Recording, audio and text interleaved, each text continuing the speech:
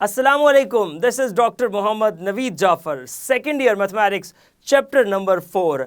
आज के इस लेक्चर के अंदर हम बात करने जा रहे हैं inclination of a straight line और उसके साथ साथ slope of a straight line की। सो क्या है ये इंक्लिनेशन, क्या होती है ये स्लोप? आइए चलते हैं व्हाइट बोर्ड की जानिब और देखते हैं। जी, तो हम यहाँ जो डिस्कशन करने जा रहे हैं वो हमारी इन दो टॉपिक्स पे है, जिसमें हम बात करेंगे इंक्लिनेशन क्या है, हम बात करेंगे स्लोप ऑफ अ लाइन क्या है। सो इंक्लिनेशन और slope of a line, inclination का ताल्लुक है स्लोप के साथ, इसलिए पहले इसको डिस्कस करना बहुत ज़रूरी है। सो हम आगाज़ करते हैं यहाँ पे इंक्लिनेशन से। अब देखिए, इंक्लिनेशन भी एक एंगल है। ये एक कैसा एंगल है, इस पे बात करता हूँ कि एक ऐसा एंगल है जो कि 0 से लेके 180 के दरमियान एंटी क्लॉकवाइज या जिसको काउंटर क्लॉकवाइज डायरेक्शन कहते हैं उसमें मौजूद हो।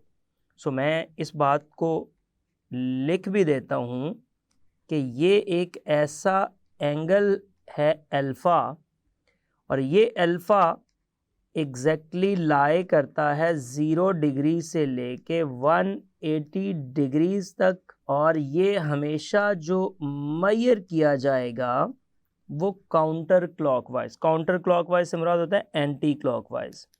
सो ये काउंटर क्लॉकवाइज जो है इसकी मेजरमेंट होगी फ्रॉम पॉजिटिव एक्स एक्सिस। आमतौर पे किसी और एक्स एक्सिस से भी हो सकता है, लेकिन हम बात कर रहे हैं फ्रॉम जो इसका पॉजिटिव एक्स एक्सिस आएगा। सो ऐसा एंगल वो आपका क्या कहलाएगा, इंक्लिनेशन, जिसके अंदर ये दो तीन बातें आ जाएं। एक तो वो 0 से 180 के दरमियान लाए करे और काउंटर क्लॉकवाइज डायरेक्शन में हो with the positive X axis, और with the positive X axis to direction उसकी आगे क्या होनी चाहिए, to a non horizontal straight line, to a वो जो दूसरी लाइन आपके पास आ रही होती है नॉन हॉरिजेंटल जो स्ट्रेट लाइन होती है उसकी जानिब। तो ये आपका जो एंगल बनेगा इसको हम इंक्लिनेशन कहते हैं, इज कॉल्ड इंक्लिनेशन। अच्छा जी, अब इस एंगल की कुछ डिटेल देखिएगा। इसके ऊपर कुछ बात करते हुए आगे की जानिब हम मूव करते हैं। सो ये एंगल आपका इंक्लिनेशन बन गया, इंक्लिनेशन ऑफ एल जो आपके पास लाइन है उसका ये इंक्लिनेशन बन गया। अब देखें, अगर मैं इसकी कुछ आपको ये एग्जांपल्स दिखा सकूं, कुछ इसके बारे में आपको बता सकूं कि ये एक्चुअली कहाँ से कहाँ किस डायरेक्शन में कौन सा एंगल है, तो आप अगर यहाँ पे एक्स एक्सिस वाई एक्सिस पहले बना लें ताकि उसके मुताबिक ही हम इसको ट्रीट करेंगे। तो जब आप पहले, मैं 3 एग्जांपल्स आपको दूंगा, तो तीनों के पहले एक्स एक्सिस ड्रॉ कर लेते हैं। ये 1, 2 और 3। अब ये तीनों के मैंने एक्स एक्सिस ड्रॉ कर लिए। अब जाहिर है जी, तीनों के आपको वाई एक्सिस ड्रॉ करने हैं। डिफरेंट 3 एग्जांपल्स हैं जो भी आपके सामने डिस्कस होने जा रही हैं। तो यहाँ पे मैं इसका वाई एक्सिस ड्रॉ करता हूँ। ये आपके पास वाई एक्सिस आ गया। इसके बाद यहाँ पे मैंने इसका वाई एक्सिस बना दिया। उसके बाद यहाँ पे एग्जैक्टली वाई एक्सिस बना दिया। तो हमने एक्स एक्सिस वाई एक्सिस इस तरह से ड्रॉ कर लिए। अब ज़रा इस पे आ जाते हैं, थोड़ी सी इसमें डिटेल, पहले इसकी जनरल लिख लेते हैं। ये हमारे पास एक्स एक्सिस है, ये हमारे पास वाई एक्सिस है, ये एग्जैक्टली एक्स एक्सिस है, ये हमारे पास वाई एक्सिस है, ये ओरिजिन है, ये एक्स एक्सिस है, ये वाई एक्सिस है, और ये ओरिजिन है। तो ये हमारे पास आ गया। अब ज़रा गौर कीजिएगा, हम जिस एंगल की बात यहाँ पे करना चाह रहे हैं वो एंगल एक्चुअली हमारे पास क्या है। अब देखिए, कोई एक आपने एंगल बना लेना है with the positive X axis. आप इसको उठाएं, यहाँ पे रखें, कोई एक एंगल ड्रॉ कर लें। यहाँ पे आपने कहा जी लेट्स से दैट हम ये एक लाइन बना लेते हैं और इसका जो ये वाला एंगल बनेगा, अब इसके अंदर वो बातें ज़रा गौर कीजिएगा, वो जो बातें आप यहाँ पे बताना चाह रहे हैं वो बातें ज़रा गौर कीजिएगा। आपने कहा वो एंगल 0 से 180 के दरमियान हो, तो आप देखें ये 0 से 180 के दरमियान ही कोई ना कोई एंगल है। आपने कहा वो काउंटर क्लॉकवाइज डायरेक्शन में हो, तो आप देख लें काउंटर क्लॉकवाइज डायरेक्शन बन रही है। आपने कहा वो पॉजिटिव एक्स एक्सिस के साथ हो, तो आप देख लें वो पॉजिटिव एक्स एक्सिस के साथ ही बन रहा है।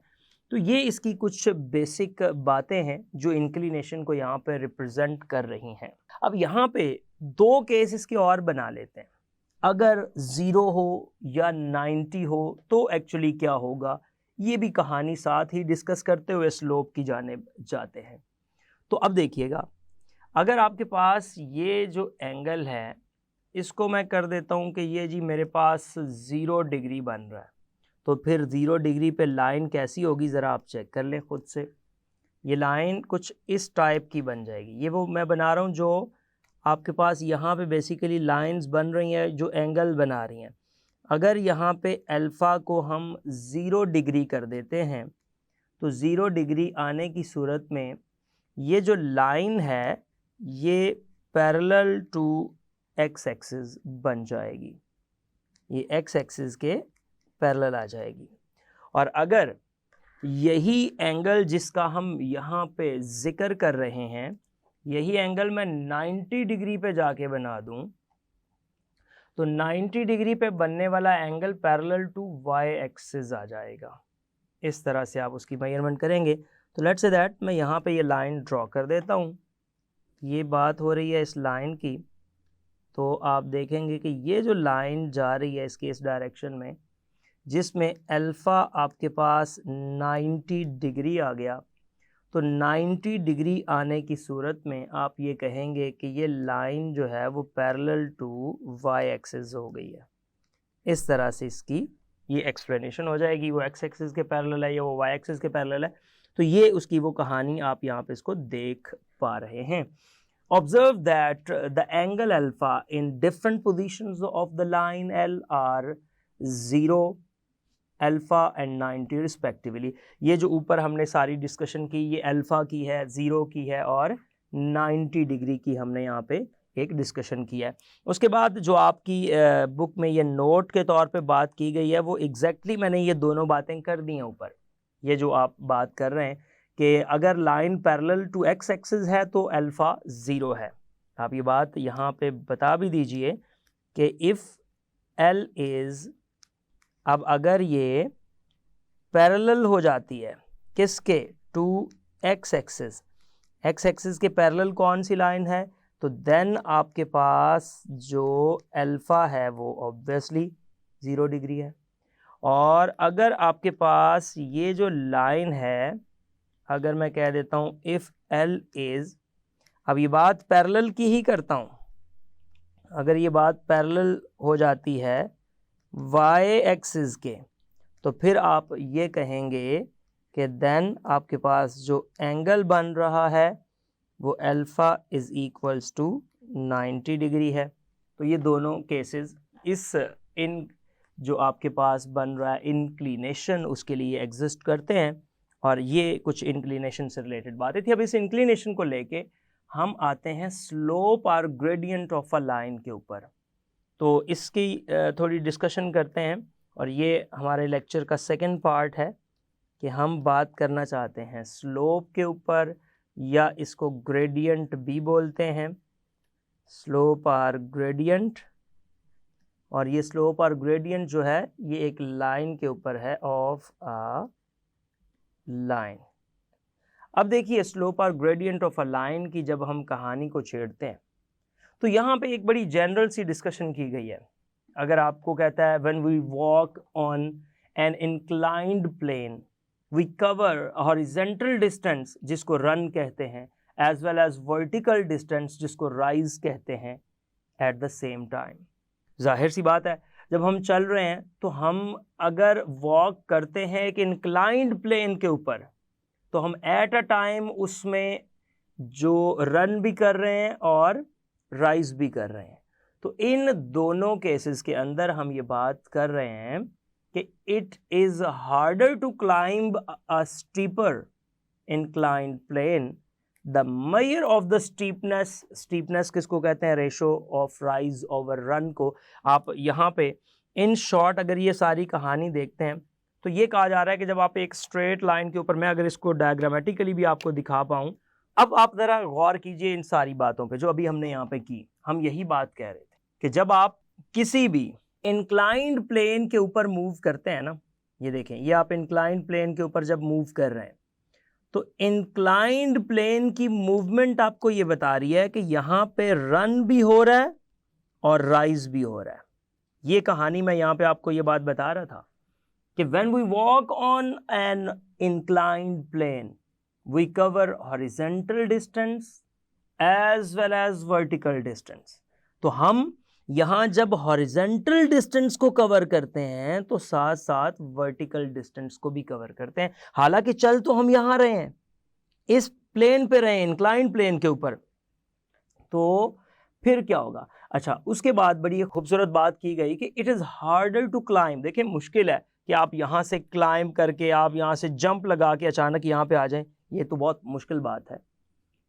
तो स्टीपर जो होती हैं प्लेन्स, इस तरह की inclined plane, steepers actually steepness किसको कहते हैं? Ratio of rise to the run, उसको आप स्लोप से भी जाहिर करते हैं। आपने देखा कि अगर आप अपवर्ड डायरेक्शन में भी जा रहे हैं तो फर्क पड़ रहा है रन के ऊपर और राइज के ऊपर, और अगर आप डाउनवर्ड डायरेक्शन में भी मूव करते हुए आ रहे हैं तो आपका राइज और रन को ही डिस्कस किया जा रहा है। यहाँ पे राइज और रन के ऊपर ही बात हो रही है टोटल यहाँ पे। इसलिए मैं यहाँ पे ये बात आपको बता रहा हूँ और कर रहा हूँ कि बेसिकली ये जो आपके पास स्लोप होती है ना, इसका टोटल जो ताल्लुक बनता है वो आपके पास राइज ओवर रन के साथ बनता है। सो अगर मैं इसको डिफाइन कर दूं स्लोप को, तो प्रॉपर जो डेफिनेशन बनेगी वो आपके पास ये बनेगी कि अगर डेफिनेशन करनी है आपने, द मेजर ऑफ स्टीपनेस, आप देखें अगर बुक के मुताबिक भी तो ये कहा जाता है कि मेजर ऑफ जो स्टीपनेस होती है उसको आप स्लोप कहते हैं। अब अगला सवाल यकीनी तौर पे आपका ये है कि ये एक्चुअली स्टीपनेस क्या है। तो स्टीपनेस आपके पास क्या है? ये एक रेशो है ऑफ राइज, ये एक रेशो है राइज की to the run, to the run, ये राइज टू द रन एक रेशो है। अब आप देखिएगा जरा, is termed as slope or gradient, इसको हम क्या कहते हैं? ये आपकी कहलाती है termed as slope or gradient. ये स्लोप या जो इसका ग्रेडियंट है ये यहाँ उसको रिप्रेजेंट करती है। अब इसके बाद इससे आगे मूव करते हैं और अगली बात की जानिब चलते हैं। तो वो आप देखिएगा, ये बात हमने यहाँ पे कर दी कि ये इसको रिप्रेजेंट कर रही है, हमने बता दिया ये इसको रिप्रेजेंट कर रही है। अब नेक्स्ट मैं ये बात बताना चाहता हूँ of the inclined path to denoted by M. अब इसको हम किस से डिनोट करेंगे, ज़रा वो चीज़ देखिएगा, इसकी डिनोट क्या है। सो दैट इज़, मतलब ये हो जाएगा m is equals to rise और इसके डिवीजन में आ जाएगा रन। तो ये एक्चुअली राइज ओवर रन की रेशो बन जाएगी एक, जिसके ऊपर हम बात करें। और राइज एक्चुअली क्या होता है? जब आप किसी भी राइट ट्रायंगल की बात कर रहे होते हैं, ऊपर अगर आप देखें तो ये राइट ट्रायंगल को ही रिप्रेजेंट कर रहा है, ये y आ जाएगा और ये x आ जाएगा। सो यहाँ से मैं तो ये समझाऊँ कि ये जो राइज ओवर रन या y ओवर x है, ये आपके पास एक्चुअली परपेंडिकुलर ओवर बेस है, और परपेंडिकुलर ओवर बेस हमेशा टेंजेंट अल्फा बन जाता है। सो ये आपके पास टेंजेंट अल्फा हो जाएगा। अब इस टेंजेंट अल्फा की अगर मैं आपको बात करूं तो मैं इन एनालिटिकल ज्योमेट्री का जिक्र करता चलूं। मैं ये बात बताता हूं कि हमारे पास ये जो एनालिटिकल ज्योमेट्री जिसको हम स्टडी कर रहे हैं, इस एनालिटिकल ज्योमेट्री के अंदर बेसिकली सीन क्या है, ये जो एनालिटिकल ज्योमेट्री है ना, स्लोप और ग्रेडियंट m, ये एक्चुअली क्या है, इसको मतलब इसका फॉर्मूला हम क्या बना रहे हैं, ऊपर मैंने बता भी दिया कि स्लोप और ग्रेडियंट, ये स्लोप के नाम से भी पूछा जा सकता है, आपसे ग्रेडियंट के नाम से भी पूछा जा सकता है। तो जो स्लोप या जिसको हम ग्रेडियंट कहते हैं, बेसिकली उसको हम m से रिप्रेजेंट कर देते हैं of a non vertical straight line. और ऑब्वियसली हमेशा वो बात हो रही है नॉन वर्टिकल स्ट्रेट लाइन की, और नॉन वर्टिकल का एक वर्ड स्पेसिफिकली क्यों यूज़ किया गया इसके ऊपर भी हम बात करेंगे, चूँकि जब लाइन वर्टिकल हो जाती है तो वो उसकी स्लोप अनडिफाइंड हो जाती है, वो भी रीज़न बताता हूँ मैं आपको। Non vertical straight line with alpha, अब इसका जो एंगल है वो हम अल्फ़ा, और एंगल एक्चुअली इंक्लिनेशन है, एज इट्स इंक्लिनेशन, इसलिए हमने वो पहले पढ़ा था। अब जहाँ वर्ड इंक्लिनेशन का आ जाएगा तो उससे मुराद है काउंटर क्लॉकवाइज डायरेक्शन में एक ऐसा एंगल जो 0 से 180 डिग्री के दरमियान कहीं ना कहीं लाए करता है। तो उसको हम कुछ इस तरह से डिफाइंड करते हैं, अगर मैं आपको बता पाऊँ कि इज़ डिफाइंड एज, तो वो हमारे पास जो कहानी बनती है वो कुछ इस तरह से आती है कि m is equals to tan alpha, ये आपके पास वो कहानी बन जाती है, m is equals to tan alpha. अब कुछ बातें यहाँ पे करते चलें, कुछ कहानी यहाँ पे बनाते चलें कि आपके पास ये क्या होगा, कब होगा, कैसे होगा, क्यों होगा।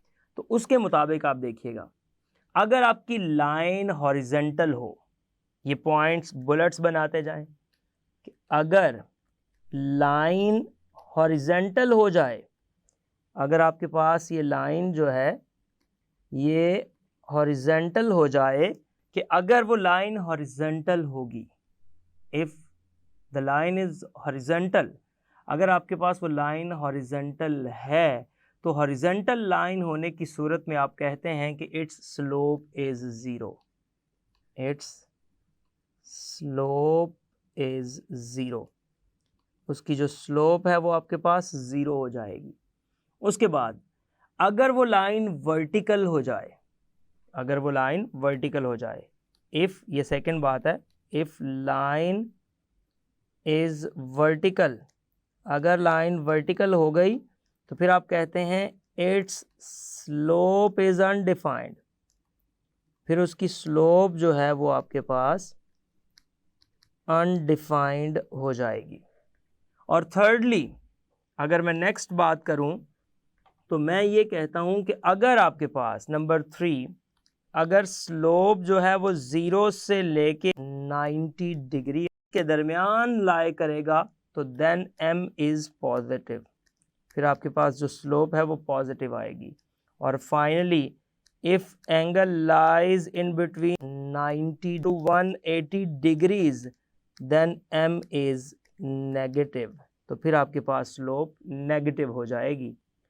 इस तरह से ये डिफरेंट स्लोप के क्रेडेंशियल्स हैं, स्लोप की कुछ बातें हैं जो यहाँ पे हमने डिस्कस की हैं। और स्लोप से रिलेटेड जब भी कोई एंगल मौजूद हो तो आपने हमेशा उसका इंक्लिनेशन लेना है, उसका एंगल जब आप करेंगे तो वो उसके मुताबिक एक रिप्रेजेंटेशन बन जाएगी और स्लोप की वहाँ से कोई ना कोई वैल्यू आप वहाँ पे देख सकते हैं। जब भी आप देखें स्लोप नेगेटिव आ रही है तो उसका एंगल अगर आपको फाइंड करना हो तो एंगल फाइंड करने के बाद 180 में से उसको माइनस किया करें, तो 180 में से माइनस करने के बाद उसका जो रिज़ल्ट आ जाएगा वो उसकी रिप्रेजेंट करेगा उस कहानी को। जी, आपने देखा कि क्या है इंक्लिनेशन और किस तरह से फाइंड की जा सकती है स्लोप। ये था आज का लेक्चर।